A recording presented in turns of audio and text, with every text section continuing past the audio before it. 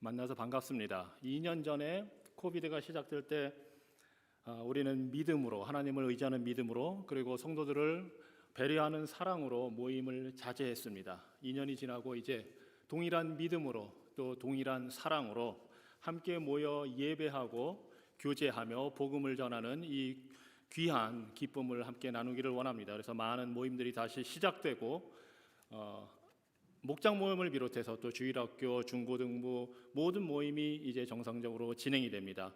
이 모든 일에 함께 동참하시고 기쁨을 나누는 귀한 시간이 되기를 소원합니다. 어제 새벽에 갑자기 그 토네이도 온다는 사이렌이 울리고 알람이 크게 와서 순간 놀랐습니다. 한참 잘 자다가 놀랐는데 그 순간 든 생각이 재난이 닥친다는 이 사이렌을 듣고 빨리 5분 내에 대피소로 피하라는 그 메시지를 받고도 피하지 못하면 큰 화를 겪게 되는데, 장차 주님께서 다시 오실 때 하늘에서 큰 호령이 들리고 트럼펫 소리가 들리면서 주님의 오심을 알릴 때에 예수 그리스도 안에 있는 자들은 깨어서 주님을 맞이하게 될 것이지만, 그렇지 않은 자들은 그 재난의 심판을 그대로 당하게 될 것입니다. 그래서 오늘도 많은 사람들이 예수 그리스도의 복음, 구원의 복음을 증거하고 있습니다. 특별히 어제는 카멜에 있는 크라이스트 커뮤니티 처치라는 곳에서 미션 컨퍼런스가 있었는데 선교 대회가 있었습니다. 그 교회는 매해 대륙별로 후원하는 선교지의 교회와 또 선교사님과 가족들을 초청해서 위에서 기도하고 격려하고 또 선교 헌금을 작정하고 하는 그 행사를 매년 하는데, 올해는 마침 아시아를 대상으로 했고 또 일본에서 10년 이상 선교하신 그 선교사님의 가족을 초청해서 함께 그 선교 소식을 듣고 위에서 기도하고 하는 귀한 시간을 가졌습니다. 특별히 올해가 주제가 아시아였기 때문에 우리 교회를 초대했습니다. 그래서 어제 우리 조은성 목사님께서 가셔서 미국에 있는 한인교회의 역사와 현황을 소개하고 이 방향에 대해서 같이 나누는 좋은 시간을 가졌고요. 또 우리 김우선 목사님과 우리 찬양팀들이 어제 가서 함께 찬양을 인도하고 그곳에서 함께 하나님을 경배하는 아주 귀한 시간을 가졌습니다. 인종과 언어와 문화가 다른데도 불구하고 예수 그리스도 안에서 하나 되었기 때문에 모여서 함께 찬양을 올릴 수 있었고, 이것이 장차 우리가 천국에서 보게 될 영원한 그 복된 삶을 지금 이 땅에서 우리가 체험할 수 있다는 것이 얼마나 복되고 아름다운지 모릅니다. 이 귀한 사역을 위해서 우리 성도님들도 마음을 열고 함께 열심히 모이고 열심히 함께 예배하고 경배하면서 복음을 증거하기 위해서 말씀으로 갖춰지는 그런 복된 삶이 되기를 주님의 이름으로 축원합니다. 잠깐 기도하겠습니다. 살아계신 하나님, 주님, 말씀 듣기 원합니다.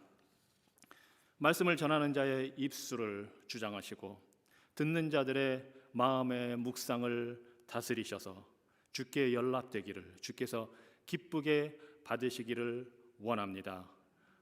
구원의 반석이신 예수 그리스도 이름으로 기도합니다. 아멘. 현재 인류는 전 세계적인 바이러스와 전쟁으로 인해서 어려움을 겪고 있습니다. 과거에 비해서 정치 경제적으로 많이 발전했지만 여전히 사회적인 갈등과 경제적인 불안으로 인해서 사람들은 두려워하고 불안해합니다. 기술의 발전으로 인해서 더 편리한 세상이 되어가고는 있지만 많은 사람들, 아니 모든 인류가 죽음에 이르는 근본적이고 실존적인 불안이라는 병을 가지고 살아갑니다. 그리고 이런 현상 중에는, 또 이런 현상 뒤에는 절대적인 진리를 거부하는 포스트 모던 사상의 영향이 자리 잡고 있는 것도 사실입니다. 이 사람들은 모든 것이 상대적이라고 이야기합니다. 절대적인 진리가 있지 않고 하나님이 없다, 신이 죽었다 이렇게 말합니다. 그리고 내가 좋으면, 나한테 좋으면 좋은 거고 아니면 아니라는 식입니다. 그래서 내가 하나님이 없다고 느끼면 하나님이 없는 거고, 하나님이 존재한다고 믿고 싶으면 네 마음대로 해라 이렇게 말합니다. 이런 현상 속에서 나타나는 것이 무엇이냐 하면 인간이 하나님 대신에 스스로 신이 되고자 한다는 것입니다. 내가 하나님처럼 살겠다고 하는 것입니다. 그리고 그런 현상이 일상 언어에도 나타납니다. 그래서 웬만하면 요즘에는 사람에게 신이라는 칭호를 붙여줍니다. 그래서 몸짱을 예전에는 몸짱 했다가 이제는 몸신이라고 합니다. 축구를 잘하는 사람을 예전에는 펠레를 황제라고 했는데 그것도 모자라서 이제는 축구의 신이라고 합니다. 예능신이라고 하고 유느님이라고 불러댑니다. 사람들 생각이 이런 현상이 언어의 인플레로 나타나는 것입니다. 그래서 과거에는 주로 자신의 생각을 말할 때 I think, 내가 생각할 때는, 내가 볼 때는 이렇습니다 하고 얘기하던 것을 이제는 I feel like, 그래서 느낌, 그 느낀 것을 느낌적인 느낌으로 이야기합니다. 이런 상황, 이런 현실, 이것을 사도 바울은 하나님의 진노가 임한 상태라고 로마서 1장에서 진단합니다. 절대적인 진리를 거부하고 하나님을 거부하는 사회는 이미 그 사회가 하나님의 진노의 심판을 받은 사회라는 것입니다. 그래서 사회가 점점 선과 악의 구별을 하지 않습니다. 법과 도덕적인 질서를 무시하고 개인이 자기 좋은 대로 느끼는 대로, 심지어 남성과 여성의 성별마저 마음대로 바꿔버립니다. 이제는 성이 2개가 아니라 3개도 아니고 4개도 아니고 셀 수 없이 많다고 주장합니다. 이러한 현상은 하나님이 이 타락한 사회를 그냥 갈 때까지 가도록 내버려 두었기 때문입니다. 하지만 역사 이래 해 아래 새로운 것은 하나도 없습니다. 이것은 예전부터 있어왔던 현상입니다. 그래서 하나님은 인간이 어떤 존재인지 너무나도 잘 알고 계시고, 그리고 택한 백성을 구원하고 계시며 여전히 모든 것을 주권적으로 통치하고 계십니다. 사람들이 아무리 부정하고 아니라고 느껴도 하나님은 살아서 역사를 다스리시고 세상 통치자들의 마음을 주장하십니다. 왕의 마음은 흐르는 물줄기 같아서 주님의 손안에 있다. 주님께서 원하시는 대로 왕을 이끄신다 하고 잠언 21장 1절은 말합니다. 하나님은 어제나 오늘도 영원토록 하나님의 나라와 교회를 위해, 당신의 영광과 택한 백성들의 유익을 위해 주권적으로 다스리고 역사하고 계십니다. 그렇기 때문에 개인의 삶과 사회와 역사가 어떤 방향으로 진행이 되든지 하나님은 교회를 통해서 하나님의 나라를 이루어가고 계시고, 또 장차 예수 그리스도가 다시 오셔서 모든 것을 심판하시고 회복하셔서 새 하늘과 새 땅을 이루게 될 것입니다. 그 모든 과정을 통해서 우리 하나님은 우리가 예수 그리스도를 더욱 닮아가는 거룩하고 구별된 삶을 살게 하실 것이고 또 영광 받으실 것입니다. 그렇기 때문에 우리의 삶의 현실이 현재 푸른 초장과 같든지 아니면 어두운 죽음의 골짜기를 통과하고 있든지, 우리 성도는 하나님께서 우리를 가장 선한 길로 인도하신다는 사실을 확신할 수 있습니다. 우리 여호와 하나님은 우리의 방패요 피난처 되시며 사랑하는 자녀들을 존귀히 여겨서 은총을 베푸시는 선한 아버지가 되시기 때문입니다. 그래서 하나님은 우리가 하나님의 자녀로서 성도답게 구별된 삶, 경건하고 정결한 삶을 사는 데 필요한 좋은 것을 우리에게 다 주십니다. 그리고 무엇보다 우리에게 주신 최고의 선물은 바로 예수 그리스도를 통해 우리의 죄를 용서해 주신 것입니다. 그리고 오늘 본문 말씀 마가복음 2장의 말씀은 바로 그 예수님, 우리의 죄를 용서하시는 권세를 가지신 예수님, 하나님이신 그 예수님의 모습을 보여주고 있습니다. 우리 인간에게 가장 필요한 것은 지옥에서 영원히 죄인에게 쏟아지는 하나님의 진노를 피하는 것입니다. 우리는 하나님의 진노로부터 구원받아야 합니다. 구원은 단순히 죄와 사망과 지옥으로부터 건짐받는 것만이 아닙니다. 죄에 대한 진노의 심판을 내리시는 하나님으로부터 구원받는 것입니다. 구원은 하나님께서 우리 죄인들을 하나님 자신으로부터 건져내는 것이고, 당신의 아들, 하나님이신 당신의 아들을 희생하여 그 일을 이루시는 것입니다. 그래서 구원은 인간이 이룰 수 있는 것이 아니고 절대적으로 하나님께 속한 것입니다. 인간이 지옥에 가게 되는 것은 죄 때문입니다. 하지만 정확히 말하면 용서받지 못한 죄 때문입니다. 지옥은 죄 용서를 받은 적이 없는 인간들이 영원히 용서받지 못한 채 살아가는 곳입니다. 반면에 천국은 죄를 모두 용서받은 죄인들이 영원히 사는 곳입니다. 사람들이 영원한 지옥에서 하나님의 진노를 피할 수 있는 유일한 방법은 바로 자신의 죄를 용서받는 것입니다. 그렇지만 우리 하나님은 무작정 죄를 용서하는 분이 아닙니다. 우리 하나님은 거룩하시고 의로우시며 조그만 흠이나 죄를 용납하지 않는 완전 무결한 분이시고, 또 행한 대로 반드시 갚아주시는 공평하시고 공정한 분입니다. 우리 하나님은 공의를 반드시 실현하시는 분이시고, 터무니없이 죄인을 봐주거나 죄인을 의롭다고 그냥 말씀하시는 분이 아니고 오히려 그러한 것을 혐오하시는 분입니다.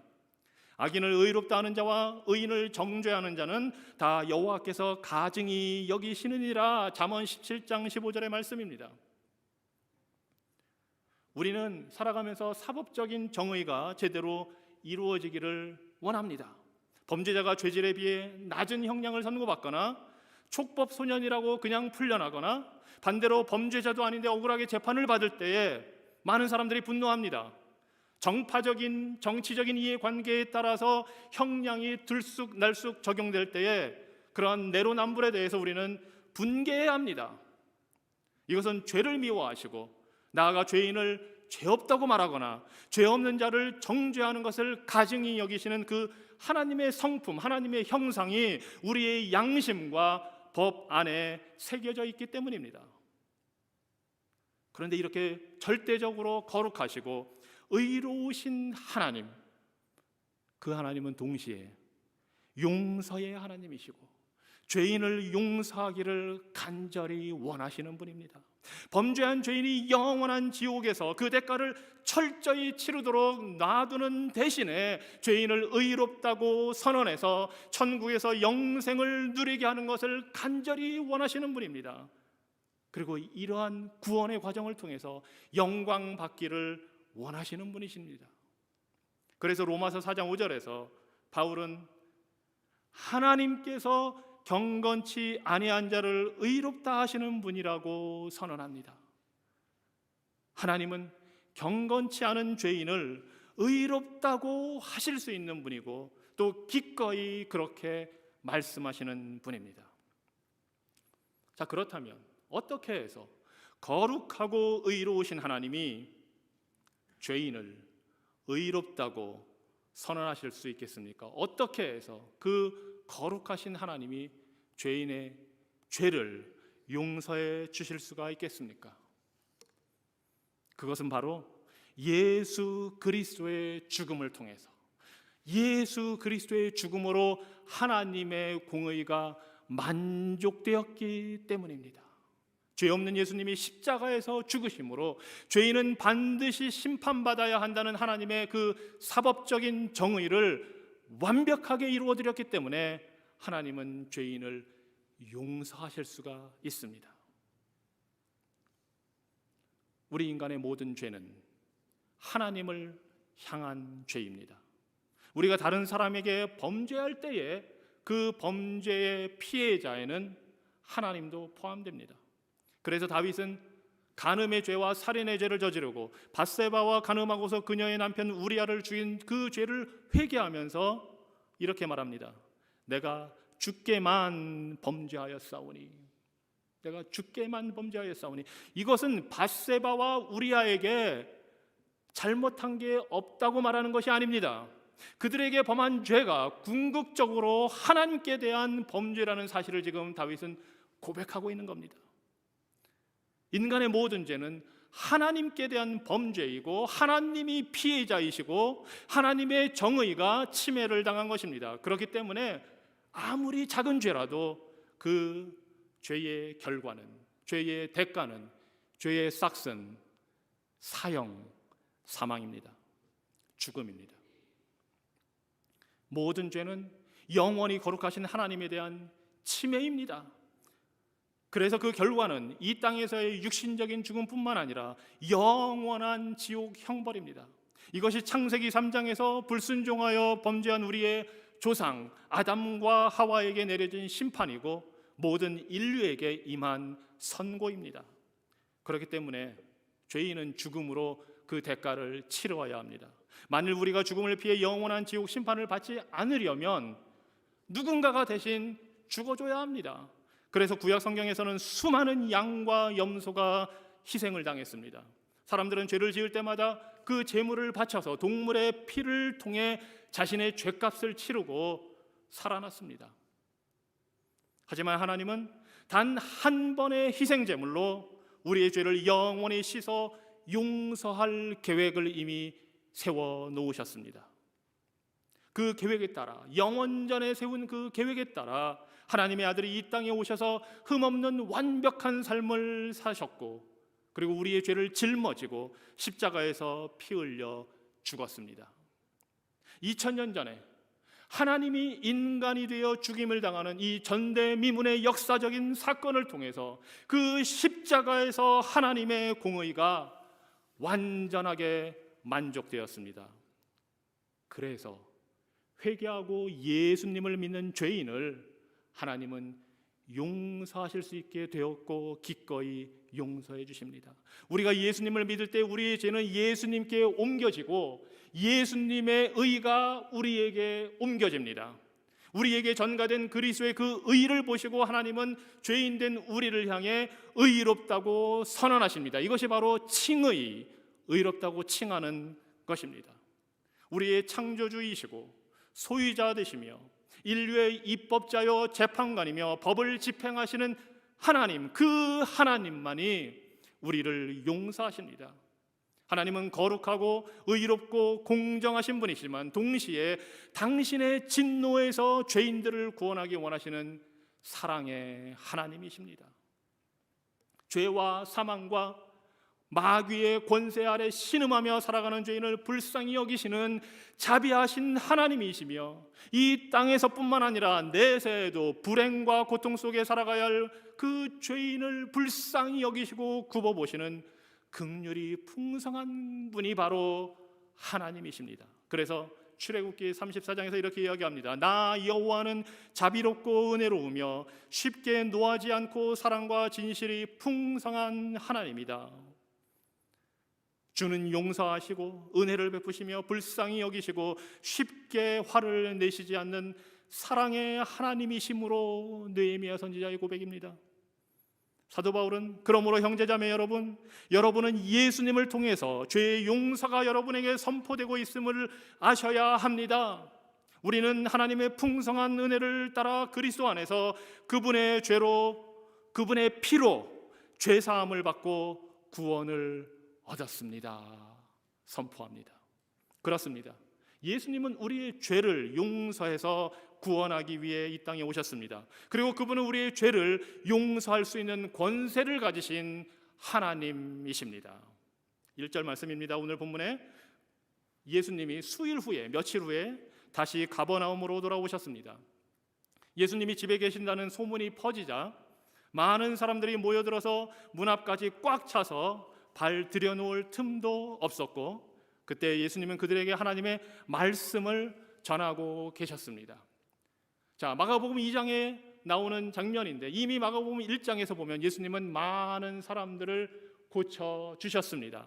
공적인 사역 3년 동안 우리 예수님은 이스라엘 전체를 동서남북으로 종횡무진하시면서 기적을 베풀어 주셨습니다. 눈 멀고 말 못하고 듣지 못하고 걷지 못하는 자, 문둥병자, 중풍병자, 혈루증에 걸린 여인, 귀신 들린 자, 죽은 자, 이 모든 사람들을 고쳐주시고 살려주셨습니다. 그래서 마가복음 1장에서 이렇게 이야기합니다. 저물어 해질 때의 모든 병자와 귀신 들린 자를 예수께 데려오니 예수께서 각종 병이 든 많은 사람을 고치시며 많은 귀신을 내쫓으시되, 누가복음 4장에서는 해질 무렵에 사람들이 온갖 병자들을 데리고 나오며 예수께서 일일이 그 위에 손을 얹으사 고치시니.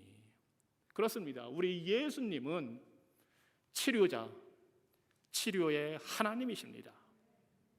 그런데 이 예수님의 치료에서 특이한 점, 예수님의 치유의 특이한 점은 사람들에게 믿음이 있든 없든, 믿음이 크든 작든 가리지 않고 다 고쳐주셨다는 사실입니다. 예수님이 죽은 자들을 살려주셨을 때 그 죽은 자에게 믿음이 있었던 게 아닙니다. 예수님이 귀신을 내쫓으실 때에 귀신 들린 자들이 예수님을 찾아와서 고쳐달라고 한 것이 아닙니다. 그들은 예수님을 오히려 거부했습니다. 또한 마가복음 9장에 보면 귀신 들린 아들을 둔 아버지처럼 믿음이 없는 사람도 나오는데 예수님은 기꺼이 그 아들을 고쳐주셨습니다. 성경에서 치유는 베푸는 자의 의지와 능력에 달린 것이지 환자나 그 가족의 믿음의 크기에 달려있지 않습니다. 잘 기억하십시오. 성경에서 치유는 베푸는 자, 곧 예수님과 사도들의 의지와 능력에 달려있는 것이지 환자나 그 가족의 믿음의 유무나 크기에 달려있는 것이 아닙니다. 그래서 사도 바울은 자신에게 있는 이 육체의 가시를 제거해달라고 3번이나 하나님께 절실하게 간구했습니다. 하지만 하나님이 그 기도를 들어주지 않았습니다. 사도 바울이 믿음이 약해서도 아니고 하나님께 그런 능력이 없어서도 아닙니다. 하나님의 뜻이 바울의 연약함을 통해서 그 육체의 가시를 통해서 복음의 능력이 나타나도록 하는 것이었기 때문입니다. 그래서 바울의 기도를 들어주지 않았습니다. 흔히 사람들은 육체의 가시를 제거해 줄 때까지 매달려 기도하는 것이 믿음이 좋은 것이라고 생각합니다. 아닙니다. 여전히 그 가시는 있지만 그 연약함을 통해 복음의 영광이 나타나도록 하나님을 의지하고 순종하는 것이 훨씬 더 좋은 믿음입니다. 그래서 예수님은 사람들의 믿음의 유무, 믿음의 크기와 상관없이 모든 환자들을 거저 고쳐주셨습니다. 왜냐하면 그들을 불쌍히 여기셨기 때문입니다. 은혜로 고쳐주신 것입니다. 이것은 예수님의 제자들, 사도들도 마찬가지입니다. 오순절 이후에 성령의 역사를 그들은 받았고 그 성령의 능력을 의지해서 믿음으로 기적을 행하고 많은 병을 고쳐주었습니다. 성령의 능력을 절대적으로 의지하는 믿음, 그리고 사람들을 불쌍히 여기는 그 마음, 예수님과 제자들의 그 믿음과 그 자비가 바로 기적과 치유를 일으키는 것입니다. 그런데 이 모든 기적과 치유는 그 자체가 목적이 아닙니다. 바로 복음을 증거하기 위한 수단입니다. 구약 성경에서는 하나님의 말씀을 전하는 선지자의 말이 진짜인지 가짜인지 판단하는 방법이 있습니다. 그것은 말한 대로, 선포한 대로 실제 이루어지는지 보는 것입니다. 말한 대로, 선포한 대로 이루어지면 이 사람은 하나님이 보낸 정말 하나님의 선지자이고, 그 말한 것, 선포한 것이 이루어지지 않으면 이 사람은 거짓 선지자, 가짜입니다. 그래서 예수님은 자신이 가르치고 전파하는 복음이 진리요 사실이라는 사실을 보여주기 위해서 기적을 행하신 것입니다. 죄인이 하나님 나라에 들어가는 방법은, 유일하고 확실한 방법은 길이요 진리요 생명 되신 예수님을 믿고 회개하여 죄사함을 받는 것입니다. 그 복음의 가르침이, 그 복음의 내용이 진실하고 진리라는 사실을 입증하기 위해서 예수님은 수많은 기적을 행하신 것입니다. 사도 요한이 말했듯이 예수의 행하신 일이 이외에도 많으니 만일 낱낱이 기록된다면 이 세상에라도 이 기록된 책을 두기에 부족할 것입니다. 맞습니다. 그래서 요한복음에는 예수님의 이적이 7가지만 기록이 되어 있습니다. 하지만 예수의 복음 말씀을 그렇게 기록한 이유는 너희로 예수께서 하나님의 아들 그리스도이심을 믿게 하려 하며 또 너희로 믿고 그 이름을 힘입어 영생을, 생명을 얻게 하려 함이라. 죄인이 용서받고 구원받는 것은 병고침의 기적을 통해서가 아닙니다. 비록 병들어서 지금 죽는다 해도 말씀이 육신이 되어 이 땅에 오신 예수님, 죽었다가 부활하신 그리스도의 그 복음을 믿을 때에 죄사함을 받고 구원을 얻게 되는 것입니다. 그래서 예수님께 병고침을 받았다고 해서 그 모든 사람들이 다 구원받은 것이 아닙니다. 병고침을 받는 믿음과 구원 얻는 믿음은 다르기 때문입니다. 병고침을 받기 원하는 믿음은 사람이라면 누구나 다 자연적으로 가지고 있는 본능적인 믿음입니다. 그래서 병원에 찾아가고 수술을 받고 우리는 약을 먹습니다. 물론 죽음을 앞두고 있거나 희귀병이나 난치병을 앓고 있는 환자라면, 또 그런 자녀를 둔 부모라면 더욱 절실한 믿음을 갖게 될 것입니다. 그래서 유명한 병원과 의사를 찾아가는 거고, 돈이 아무리 들더라도 심지어 민간요법을 통해서라도, 임상 실험 중인 약을 통해서라도 절실한 마음으로 다양한 방법을 찾아봅니다. 물론 예수님도 아픈 딸을 둔 이방인 여인의 믿음을 칭찬해 주셨고, 병든 하인을 둔 로마 백부장의 믿음을 칭찬해 주셨습니다. 하지만 예수님을 찾아왔던 사람들이 가진 믿음은 병고침을 받기 원하는 자연적이고 본능적인 믿음입니다. 예수님을 하나님의 아들로 구주로 믿은 것이 아니라 병을 고쳐줄 수 있는 의사로서 믿은 것입니다. 그래서 누가복음 17장에 보면 10명의 문둥병 환자가 고침받는 장면이 나옵니다. 하지만 구원받은 사람은 오직 한 명입니다. 10명 모두 병고침을 간절히 원했고, 그래서 예수님께 매달렸지만 그것은 본능적이고 자연적인 믿음이었기 때문에 오직 사마리아인 한 명만 구원을 받았습니다. 그에게는 구원 얻는 믿음이 있었기 때문입니다. 그리고 그 구원 얻는 믿음은 본능적이고 자연적인 믿음이 아니라 초자연적이고 영적인 믿음입니다. 죄인은 이미 죄로 인해 죽었기 때문에 하나님이 은혜로 주시는 그 믿음이 아니라면 그 믿음을 발휘할 수도 없고 구원을 받을 수도 없습니다. 그렇기 때문에 예수님의 치유가 곧 영혼의 구원을 의미하지는 않습니다. 치유 사역은 예수님께서 죄인들에게 복음을 들을 기회를 주시고 고쳐줘야 살 거 아닙니까? 그래서 살려주시고 택한 자를 구원하기 위해서 그 복음을 듣고 믿음으로 살아날 수 있도록 하시는 수단입니다. 믿음은 들음에서 나며 들음은 그리스도의 말씀으로 말미암느니라. 복음을 듣고 예수님을 믿는 것, 이것이 바로 죄 용서받고 구원 얻는 길입니다. 그래서 예수님은 이 세상에 오신 목적이 전도하러 왔다고 말씀하십니다. 마가복음 1장 36절 이하에서 이렇게 이야기합니다. 시몬과 및 그와 함께 있는 자들이 예수의 뒤를 따라가 만나서 가로되 모든 사람이 주를 찾나이다. 이르시되 우리가 다른 가까운 마을들로 가자. 거기서도 전도하리니 내가 이를 위하여 왔노라. 사람들은 예수님께 병고침을 받기 위해 몰려들지만 예수님은 내가 전도하러 왔다 말씀하십니다. 병고침이 목적이 아니라 복음 증거가 예수님 사역의 목적입니다. 복음을 듣고 회개하여 죄사함을 받게 하는 것이 예수님께서 바로 이 땅에 오신 목적입니다.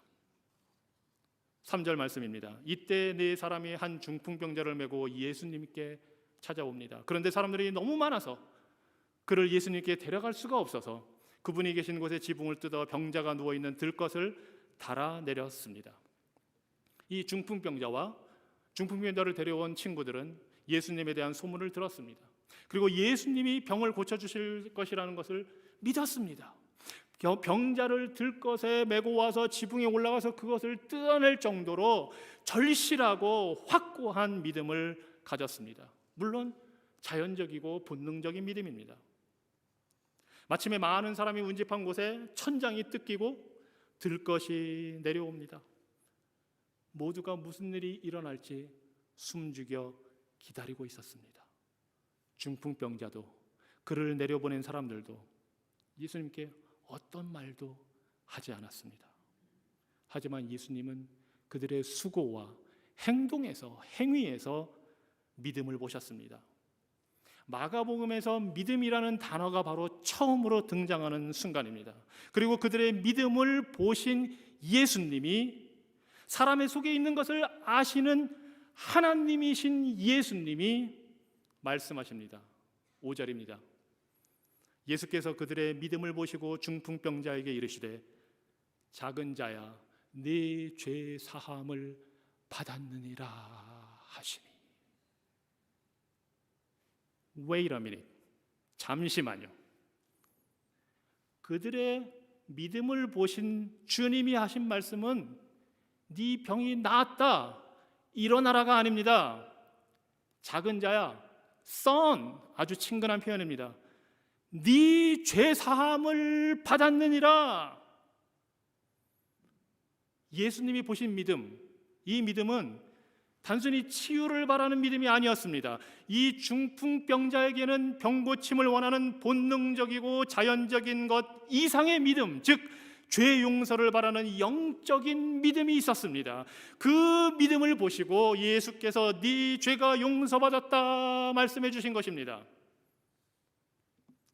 하나님은 죄인이 회개하지 않으면 용서해 주지 않으십니다. 그래서 회개하라고 말씀하시는 겁니다. 자신이 죄인임을 깨닫고 예수님이 죄를 사할 수 있는 자격과 권세가 있음을 믿고 용서를 구할 때에야 예수님은 용서해 주십니다. 중풍병자에게 죄 용서를 구하는 믿음이 없었다면, 그저 단순히 치료만을 바랬다면 예수님께서 내 죄 사함을 받았다 말씀하실 리가 없습니다. 그런데 이 중풍병자는 지금 바로 그 순간 자신에게 필요한 것이 단순한 병고침이 아니라 구원이라는 사실을 알았습니다. 자신의 비참한 육체적 현실만큼이나, 아니 그 이상으로 영적으로 병들고 죄로 인해 마비되고 무기력한 자신의 모습, 죄에 억눌리고 포로된 모습을 깨달았습니다. 그리고 예수님이 육신의 병을 고치실 수 있을 뿐만 아니라 회개하는 자들을 용서하시고 구원하실 수 있는 구주라는 사실을 믿었습니다. 그 중풍병자에게서 예수님은 회개하는 마음, 성령의 역사로 은혜로 인해서 주어진 초자연적인 믿음, 거듭난 자가 행사하는 영적인 믿음을 보셨습니다. 그래서 기꺼이 그의 죄를 용서해 주시고 아들이라고 불러주셨습니다. 이 중풍병자는 스스로는 아무것도 할 수 없고 자신의 힘으로는 예수 그리스도 앞에 올 수조차 없는 죄인의 모습을 보여주고 있습니다. 그가 친구들의 도움을 받아야만 했듯이 죄인은 성령의 역사가 아니라면 자신의 죄를 깨닫지도 못할 뿐더러 예수님이 죄를 용서하실 수 있다는 그 사실도 알지 못하고 믿지 못합니다. 그래서 죄 용서받는 믿음, 구원 얻는 믿음은 성령께서 거듭나게 하실 때 하나님께서 은혜로 주시는 선물이며, 그래서 초자연적이고 영적인 것입니다. 너희는 그 은혜에 의하여 믿음으로 말미암아 구원을 받았으니 이것은 너희에게서 난 것이 아니요 하나님의 선물이라. 이 선물, 은혜의 선물을 중풍병자는 받았습니다. 안타까운 사실은 많은 사람들이 병고침을 받았으면서도 예수님이 어떤 분인지 알지 못했다는 사실입니다. 예수님에게 죄를 용서할 수 있는 자격과 권세가 있다는 사실, 그 예수님이 하나님이시라는 사실을 믿지 못했습니다. 그래서 서기관, 당시의 율법학자들은 이런 생각을 했습니다. 6절입니다. 어떤 서기관들이 거기 앉아서 마음에 생각하기를 이 사람이 어찌 이렇게 말하는가? 신성모독이로다. 오직 하나님 한 분 외에는 누가 능히 죄를 사하겠느냐? 맞습니다. 이들의 생각에는 잘못된 것이 없습니다. 오직 하나님만 죄를 용서하실 수 있습니다. 그래서 네 죄가 용서받았다 말하는 사람이 있다면 그 사람은 하나님을 참칭하는 신성모독의 죄를 범하는 것이고, 구약 율법에 따르면 이것은 사형에 해당하는 죄입니다. 그러니 이런 말씀을 하신 예수님은 정말로 하나님이시든지 아니면 불경죄를 저지르는 죄인, 사기꾼이 되는 것입니다.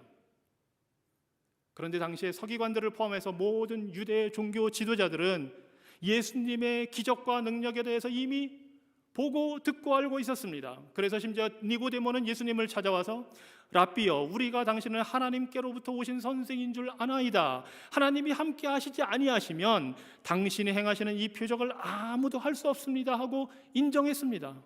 또 예수님이 귀신을 내쫓으실 때 차마 그 사실 자체를 부정할 수가 없어서 이 바리새인들은 예수님이 바알세불, 즉 마귀의 능력으로 귀신을 내쫓고 있다고 말도 안 되는 이야기를 했습니다. 이 정도로 예수님의 능력과 기적은 부인할 수 없는 사실이었습니다. 그래서 예수님도 너희들이 나를 정 믿지 못하겠거든 내가 한 그 일만이라도 믿어라 말씀하셨습니다. 그런데도 서기관들, 유대 종교 지도자들은 그런 예수님이 하나님께서 약속하신 메시아일 수도 있다는 생각을 전혀 하지 않았습니다. 오히려 예수님이 신성모독의 불경죄를 범하고 있다고 지금 생각하고 있는 것입니다. 그런데 이들의 이러한 생각을 예수님은 아셨습니다. 8절입니다. 그들이 속으로 이렇게 생각하는 줄을 예수께서 곧 중심에 아시고 이르시되 어찌하여 이것을 마음에 생각하느냐. 중심에 아셨다는 것은 예수님께서 성령을 통해 이 서기관들이 무슨 생각을 하는지 아셨다는 겁니다. 이 정도만 돼도 이 사람들은 예수님이 하나님이시라는 사실을 알아봐야 합니다. 자신들의 생각을 읽고 있으니까 지금 여호와께서는 모든 생각을 감찰하사 모든 의도를 아신다 하고 역대상 28장 9절에서 말씀하셨습니다. 만약 예수님이 사기꾼이요 신성모독의 죄를 범하는 죄인이라면 그들이 무슨 생각을 하는지 어떻게 알겠습니까? 그런 서기관들을 향해서 예수님이 질문을 하십니다. 9절입니다.